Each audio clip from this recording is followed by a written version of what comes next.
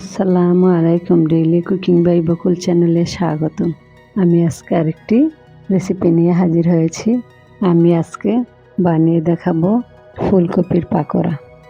Copy শীতকালীন সবজি। ফুলকপি বাঁধাকপিতে প্রচুর পুষ্টিগুণ রয়েছে, তো আমরা বিভিন্নভাবে কপি খেতে পারি।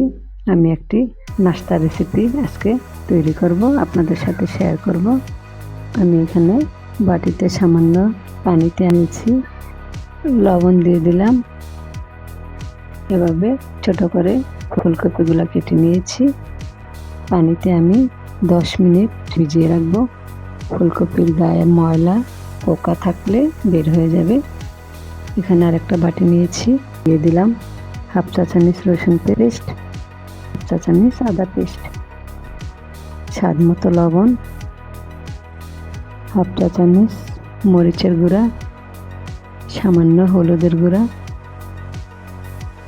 দিয়ে দিলাম হাফ চা চামচ গোলমরিচের গুঁড়া, হাফ চা চামচ জিরে গুঁড়া, সামান্য ধনে গুঁড়া, দিয়ে দিলাম 2 টেবিল চামচ টমেটো সস, 3 টেবিল চামচ কর্নফ্লাওয়ার,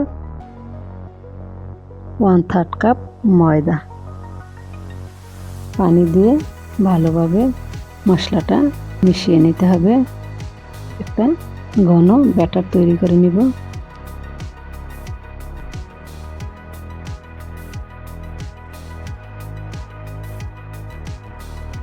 ব্যাটারটা আমি 20 মিনিটের জন্য রেস্টে রাখবো।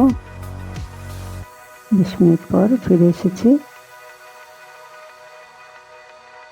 আমি চুলায় একটি প্যান বসিয়েছি, ভাজার জন্য পরিমাণ মতো তেল দিয়ে দিলাম।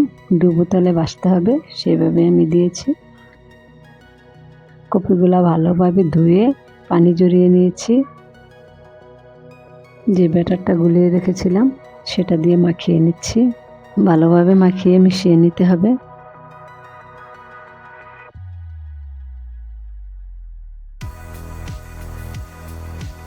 তেলটা গরম হয়ে গিয়েছে। আমি এক এক করে ফুলকপির টুকরোগুলো দিয়ে দিচ্ছি।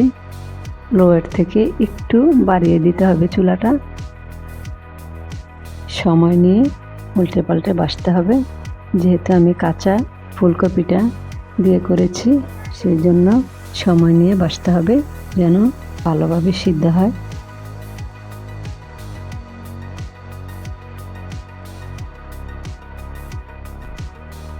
ভাজা হয়ে গেছে, আমি তুলে নিচ্ছি।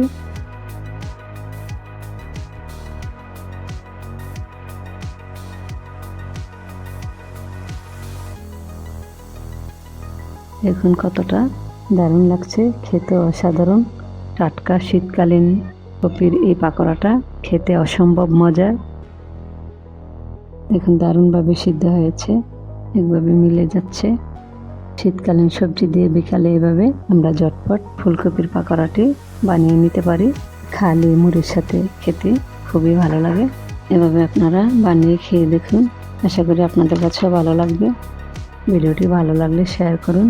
যারা আমার চ্যানেলটি সাবস্ক্রাইব, লাইক, কমেন্ট করেছেন তাদেরকে অনেক অনেক ধন্যবাদ। আগামী দিন নতুন রেসিপি নিয়ে হাজির হব। আজ এ পর্যন্তই। আল্লাহ হাফেজ।